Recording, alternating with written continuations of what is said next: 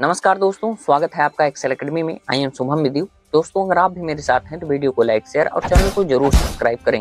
दोस्तों, आज के इस वीडियो में हम उप मुख्यमंत्री और उप प्रधानमंत्री के इतिहास को जानेंगे और इस पद के बारे में संविधान क्या कहता है, अगर संविधान में इसका उल्लेख नहीं है तो यह कैसे काम करता है। इन सभी महत्वपूर्ण बिंदुओं पर आज चर्चा की जाएगी। तो चलिए दोस्तों, शुरू करते हैं। अगर हम भारतीय राजनीति में देखें तो पाएंगे कि उप मुख्यमंत्री की नियुक्ति एक राजनीतिक समझौते का प्रतिनिधित्व करती है, अर्थात उप मुख्यमंत्री या उप प्रधानमंत्री का पद तकनीकी रूप से कोई संवैधानिक पद नहीं है, जो अक्सर गठबंधन सरकार के गठन के बाद होता है। इसका उपयोग केवल गठबंधन सरकार के भीतर राजनीतिक स्थिरता और समानता लाने के लिए किया जाता है। अब आइए दोस्तों, हम जानते हैं डिप्टी सीएम का पद क्या होता है। अगर हम संविधान की बात करें तो आर्टिकल 163 क्लॉज फर्स्ट में कहा गया है कि राज्यपाल को उसके कार्यों के निष्पादन में सहायता और सलाह के लिए मुख्यमंत्री के नेतृत्व में एक मंत्रिपरिषद होगी। तो यहाँ पर केवल इतनी ही बात कही गई है और यहाँ पर ऐसा नहीं कहा गया है कि कोई डिप्टी सीएम भी होगा। जो मंत्रिपरिषद है उसी के अंतर्गत हम डिप्टी सीएम को रख सकते हैं। अब आइए दोस्तों, हम जानते हैं कि पहला डिप्टी सीएम कौन है, और यह विवादित है, लेकिन हमें दोनों पक्षों को जान लेना है। साथियों, जैसा कि आप जान रहे हैं कि देश में आज 12 राज्यों में डिप्टी सीएम है और संविधान बनाए जाने के बाद देश का पहला डिप्टी सीएम बनाए जाने का मामला नीलम संजीव रेड्डी जी से जुड़ा हुआ है। साल 1953 में मद्रास प्रेसिडेंसी से तेलुगु भाषाई क्षेत्र को काटकर आंध्र राज्य बनाया गया। साल 1989 में डीपी सिंह सरकार में देवीलाल के डिप्टी पीएम के रूप में शपथ लेने के बाद डिप्टी सीएम का पद बनाए जाने की प्रवृत्ति ने राजनीतिक कल्पना को पकड़ लिया और कर्नाटक बार बार उप मुख्यमंत्रियों की नियुक्ति में अग्रणी रहा। जैसा कि कर्नाटक चुनाव हुआ तो वहां पर भी ऐसा मामला देखा गया। वही बात बताई गई कि इस मामले में कर्नाटक ज्यादा आगे रहा। अब दूसरा उदाहरण क्या बताया जा रहा है उसके बारे में भी हम समझ लेते हैं। शायद भारत में पहले डिप्टी सीएम अनुग्रह नारायण सिन्हा थे, जो औरंगाबाद के एक उच्च जाति के राजपूत नेता थे, जो राज्य के पहले मुख्यमंत्री डॉक्टर श्री कृष्ण सिंह सिन्हा के बाद बिहार में कांग्रेस के सबसे महत्वपूर्ण नेता थे। विशेषकर 1967 के बाद राष्ट्रीय राजनीति पर कांग्रेस का लगभग पूर्ण प्रभुत्व कम होने के बाद अधिक राज्यों में डिप्टी सीएम देखे गए, क्योंकि यहीं से गठबंधन की राजनीति हमारे समक्ष दिखाई पड़ती है। और मैंने आपको पहले ही बताया कि गठबंधन सरकार में उप मुख्यमंत्री और उप प्रधानमंत्री का पद ज्यादा हमें दिखाई पड़ता है, क्योंकि यहाँ पर सभी व्यक्तियों को कुछ पद देकर उन्हें संतुष्टि प्रदान करना होता है। अब आइए दोस्तों, हम उप प्रधानमंत्री के बारे में जानते हैं। तो वरिष्ठ भाजपा नेता सुशील कुमार मोदी ने 2005 में उप मुख्यमंत्री पद की शपथ ली और 13 वर्षों तक इस पद पर बने रहे। 2017 की बात करें तो योगी आदित्यनाथ की सरकार में केशव प्रसाद मौर्य और दिनेश शर्मा डिप्टी सीएम थे।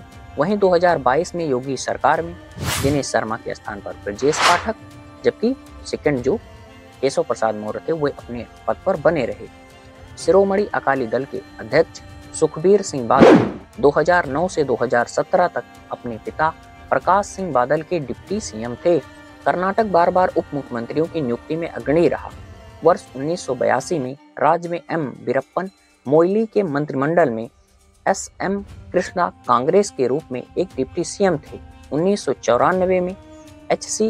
देवगौड़ा सरकार में जे.एच. पटेल जनता दल से थे। वहीं पूर्व सीएम सिद्धारमैया के नाम कर्नाटक में लंबे समय तक उप मुख्यमंत्री रहने का रिकॉर्ड है। उन्होंने 2 बार पद संभाला, एक बार जे.एच. पटेल के अधीन और फिर दूसरा 2004 में धर्म सिंह के अधीन। भारत में कई उप मुख्यमंत्रियों को भी देखा गया है। यह पद पहली बार सरदार वल्लभ भाई पटेल के पास था, जब पंडित जवाहरलाल नेहरू प्रधानमंत्री थे। नेहरू और पटेल उस समय कांग्रेस के 2 सबसे बड़े नेता थे और उन्हें पार्टी के भीतर सोच की अलग अलग धाराओं का प्रतिनिधित्व करने के रूप में देखा जाता था। बाद में इस पद पर रहने वाले में मोरारजी देसाई, चरण सिंह, चौधरी देवीलाल और लाल कृष्ण अडवाणी शामिल थे। अब हम एक बार इस मामले को जानेंगे कि न्यायालय का डिप्टी पीएम के अधिकारों पर सुप्रीम कोर्ट का क्या फैसला है। हरियाणा के दिग्गज नेता और राष्ट्रीय लोक दल के मुखिया चौधरी देवीलाल 2 बार देश के उप प्रधानमंत्री रहे। पहली बार वह वर्ष 1989 से 1990 और दूसरी बार 1990 से 1991 तक डिप्टी पीएम रहे। उनके उप प्रधानमंत्री रहते हुए इस पद के अधिकारों को स्पष्ट करने के लिए सुप्रीम कोर्ट में एक याचिका दायर की और सुप्रीम कोर्ट ने सुनवाई के बाद यह फैसला दिया कि उप प्रधानमंत्री का पद कोई संवैधानिक पद नहीं है। 1989 में बीपी सिंह की सरकार में उप मुख्यमंत्री पद के रूप में देवी लाल की नियुक्ति को इस आधार पर चुनौती दी गई कि उन्हें दिलाई गई शपथ संविधान के प्रावधानों के अनुरूप नहीं थी। तो आशा करता हूँ आप सभी बातों को समझ पाए होंगे। अगर हम संवैधानिक बात करें तो यहाँ पर 3 संस्थाएं हमारे समक्ष प्रस्तुत होती हैं। जैसे एक संवैधानिक हो गया जिसका जन्म ही संविधान से हुआ है, और दूसरा असंवैधानिक अर्थात जो संविधान विरोधी है, और तीसरा गैर संविधानिक अर्थात जिसका वर्णन संविधान में नहीं किया गया है लेकिन वह संविधान विरोधी नहीं है।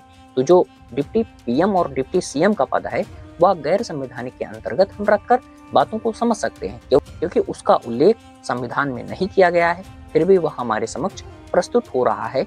तो इसका अर्थ यही है, और प्रस्तुत हो रहा है तो वह गैर संवैधानिक तौर पर नहीं है, तो इसलिए यह आज भी हमारे समक्ष दिखाई पड़ता है। तो आशा करता हूँ अब आप पूरी बातों को समझ पाए होंगे। ऐसा नहीं है कि यह संविधान में वर्णित नहीं है तो हम इसे समाप्त कर सकते हैं। ऐसी बहुत सी संस्थाएं हैं जो संविधान में वर्णित नहीं की गई हैं लेकिन आज हमारे समक्ष प्रस्तुत हो रही हैं और कार्य कर रही हैं। तो आशा करता हूँ अब आप पूरी लाइन को कंप्लीट कर पाए होंगे। अगर यह जानकारी यूनिक और इन्फॉर्मेटिव लगी हो तो अधिक से अधिक लोगों तक जरूर शेयर करें।